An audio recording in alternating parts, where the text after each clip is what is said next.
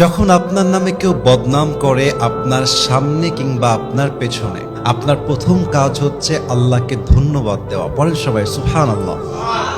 কি সুন্দর কথা আল্লাহ তাআলা বলছেন, খুব খেয়াল করবেন। আল্লাহ বলছেন, সবর ধারণ করো তাদের কথার ব্যাপারে যারা তোমার ব্যাপারে বদনাম করে। এর কারণ আমি আল্লাহ জানি তারা যা বলছে সত্য নয়, বরং তুমি হচ্ছ আসল সত্যবাদী। তুমি সেই অন্যায়টা করো নাই।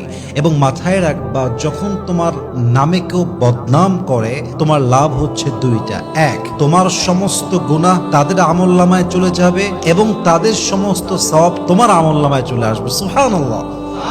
তো যারা বদনাম করবে তাদের জন্য আপনি আফসোস করবেন যে ইস রে, আমার ভাইটা বোঝে না, আল্লাহ আমার ভাইকে তুমি হেদায়াত দান করো। কিন্তু মানুষের বদনামের জন্য, অন্যের চরিত্র নষ্ট হওয়ার জন্য নিজের চরিত্র নষ্ট করা, এটা বোকামি ছাড়া আর কিছুই হতে পারে না। ঠিক কিনা বলেন?